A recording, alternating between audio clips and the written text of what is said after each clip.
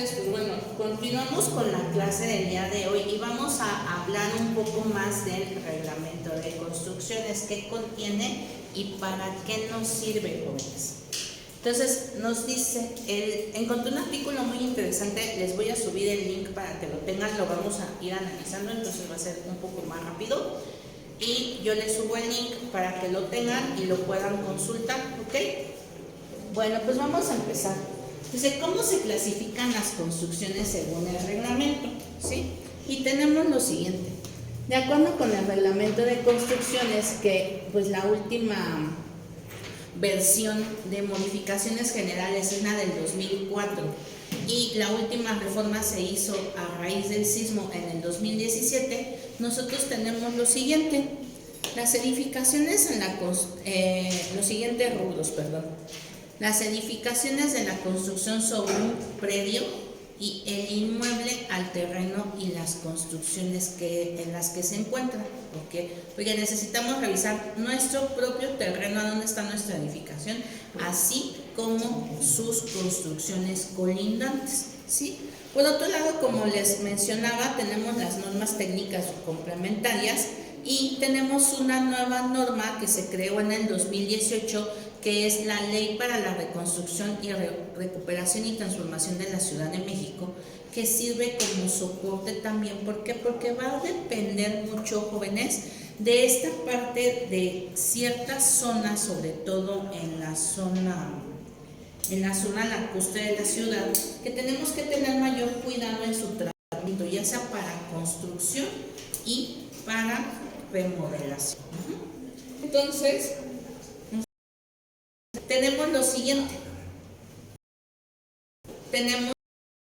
Mencioné esta parte de las normas, que es el diseño de cimentaciones, la norma de viento, la de la construcción de materiales esenciales que son acero, concreto, madera, y de criterios para el diseño de las edificaciones. Entonces, de reglamento para una en específico. Y obviamente todas estas normas técnicas, el análisis es, pues dependiendo de lo que vamos a proponer en nuestra obra. Es importante mencionarlo a veces, pero saber de no es así. Conocer o ubicar dónde están las cosas que ejecutar en algún momento y ejecutar. Eso es muy importante. Pero conocimientos básicos para los planos. Saber de unos. Bueno, pues el reglamento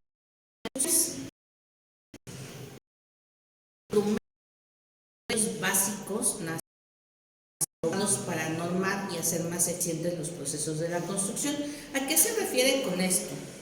También nosotros tenemos que ver si las autoridades locales cuentan con un reglamento de construcciones propio. Lamentablemente, no todas las regiones del país cuentan con uno, y si nosotros llegamos a trabajar en una entidad o en un municipio que no cuente con reglamento de construcciones, vamos a ocupar el reglamento de construcciones de la Ciudad de México, ¿sí? Entonces es como que empezamos a homologar este tipo de situaciones para poder construir, ¿ok?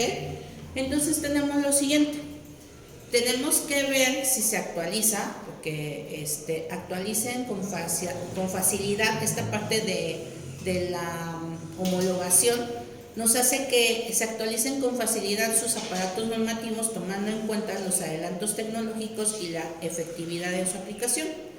Establece y promueve la calidad y la estabilidad física de las estructuras por medio de la implementación de productos y servicios normalizados y certificados. ¿A qué quiere decir con normalizados y certificados? Era lo que les mencionaba en la sección anterior, que nosotros no solo es la normativa para la construcción, sino también de los materiales. ¿Por qué? Porque muchos materiales o muchas piezas que nosotros tenemos que ocupar necesitan estar certificadas bajo una norma mexicana que es la NMX o una norma oficial mexicana que es NOM. Entonces necesitamos identificar qué material necesita o qué aparato o qué cableado o qué esto o qué elemento de nuestra construcción tiene que tener una normalización y una certificación. Por eso les digo que esta parte de las normas es pero muy extenso, pero vamos a tratar de ver a grosso modo qué normativa nos compete a nosotros, ¿ok? Obviamente esa normativa nos va a ir derivando a otra y a otra y a otra y a otra cuando son especialidades, sobre todo en el caso de instalaciones jóvenes, ¿sí? Genera una más grande competitividad en el mercado, tomando en cuenta el desarrollo tecnológico en la obra y la normalización de productos. Promueve la construcción de vivienda sostenible, estableciendo criterios mínimos con el objetivo de minimizar los impactos negativos en el medio ambiente. Fomenta la colaboración de todos los agentes relacionados en la construcción en el límite de todas sus responsabilidades y que se impulse la profesionalización de los servicios implícitos en la construcción. Esto último, ¿a qué se refiere, jóvenes? Pues a que nosotros también, con el paso del tiempo, a pesar de que tengamos una licenciatura concluida, nos tenemos que ir actualizando con ciertas cosas dependiendo a qué nos dediquemos, porque en el caso específico de ejecución de obra, nosotros tenemos que contar, o para algunos trabajos, tienen que contar con una certificación o un curso de certificación que imparte la Secretaría del Trabajo y Previsión Social, que se llaman los famosos certificados D de dedo, C de casa, 3, DC, 3 de qué. Hay varios cursos, trabajos en alturas, DC son 2 cursos, manejo de residuos tóxicos, seguridad en la obra, seguridad ambiental. Hay varios temas que se incluyen en la industria de la construcción. Este certificado es anual, entonces obviamente si nosotros tenemos ese documento, pues nos da un plus de que estamos especializados en cierto tipo de trabajos o preparados para hacerlos, y pues obviamente nos hace ser más profesionales ante los ojos del cliente, ¿sí? Igual esta parte de prepararnos con respecto a las metodologías, y estamos actualizando en materiales de construcción o certificaciones de los mismos. Es a lo que se refiere este último párrafo. ¿Ok? Y tenemos esta parte de quién hace las normas de la construcción, ¿sí? Entonces nosotros aquí tenemos que, pues es importante saber de dónde vienen, ¿no? Déjenme, le doy un poco de zoom al documento. Obviamente pues estoy ahí unos añositos. Las normas de construcción son elaboradas por comités formados por grupos de especialistas en la materia y luego son revisados por personales e instituciones relacionadas, así como las autoridades competentes, porque pasa por un proceso grande entre especialistas en materia y instituciones relacionadas a esto, más que la normatividad oficial la podemos encontrar en el diario oficial de la Federación. Una norma ya es oficial después de que es publicada en ese portal, ¿sí? Antes era un documento como un periódico, ahora ya es un portal a donde encontramos un montón de documentos PDFs que podemos descargar. Pero si no está publicada en el diario oficial de la Federación, no es válida esa ley o normativa. Es importante que lo sepamos, ¿ok?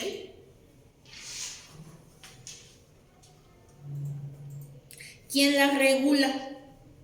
De conformidad a lo establecido en el artículo 27 de la Ley Orgánica de la Administración Pública, la Secretaría de Obras y Servicios tiene entre sus atribuciones la expedición de normas de construcción que buscan asegurar la estabilidad y la calidad mínima que deberá tener cada obra a partir de los estudios y el manejo de experiencia a través de los sismos, el clima y los tipos de suelo. Entonces, si nosotros revisamos el reglamento de construcciones, tenemos ahí una tipología de terreno que dividimos en 3 zonas. Ajá. Entonces nosotros tenemos que saber en dónde nos localizamos, que es lo que yo les decía, esta importancia que tiene de repente que no vemos o no ejecutamos al 100% ya a la hora de estar en la industria, que es esta parte del programa arquitectónico. ¿Qué tan importante tiene que ser el análisis de sitio? ¿Sí? Déjense de los diagramas de funcionamiento, de los estudios de áreas, el análisis de sitio, ¿sí? ¿Cómo es mi terreno? ¿Qué condiciones tiene? ¿En qué zona de la ciudad está? ¿Qué tipo de terreno? ¿Qué vientos dominantes? ¿Qué historial sísmico tiene? Entonces es allá donde nosotros tenemos que ver de primera instancia qué normativa vamos a ocupar. Aparte de las básicas que debe de tener el proyecto, ¿sí? Entonces tenemos esta parte y los elementos tenemos estas disposiciones generales de la vía pública y otros bienes de uso común, de los directores responsables y corresponsables de la obra, de las manifestaciones de construcción y de las licencias de construcción especial y del proyecto arquitectónico. ¿Por qué? Porque nosotros tenemos que ver cómo está el terreno donde está ubicado, de la vía pública. ¿Qué tiene? ¿Tiene banqueta? ¿No tiene banqueta? ¿Cuánto tengo que dejar de banqueta? ¿Por dónde pasa la infraestructura? ¿Por dónde voy a alimentar el agua potable? ¿Por dónde voy a alimentar la energía eléctrica? ¿Por dónde tengo que hacer mi descarga sanitaria? ¿Tengo que poner o yo donar infraestructura en la zona donde está mi terreno?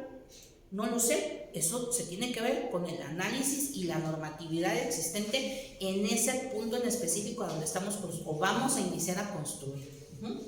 Entonces también tenemos quién sí nos tiene que firmar los planos, cómo conseguir el corresponsable, qué corresponsales nos tienes que firmar, que existe el de proyecto arquitectónico, que es el director responsable de obra, tenemos al que ve las instalaciones y al que ve las estructuras. La manifestación de la construcción y las licencias especiales, pues también vamos a ver qué tipo de suelo, qué uso de suelo tiene, qué licencias necesitamos y cuánto va a ser el periodo de vida. ¿Por qué? Porque dependiendo de la licencia, nosotros vamos a poder calendarizar el tiempo de vida del proyecto y la construcción hasta que nosotros le entregamos las llaves a alguien para que lo administre, o le dé mantenimiento, o lo rente, o lo opere, o se vaya a vivir ahí. Por eso es importante determinar estos tiempos, ¿sí? Que vamos a hablar de qué es un programa de obra más adelante. Y el proyecto arquitectónico, pues obviamente cuáles son los requisitos mínimos que tenemos, que yo siempre se los he dicho cuando doy clases de proyecto. El reglamento de construcciones me dice que son mínimos informativos más no limitativos. Entonces, pues ahí estamos bien. Esta parte de ver cómo vamos a proyectar, de qué manera y cuáles son nuestras limitantes del proyecto. ¿Ok? Muy bien. Continuamos.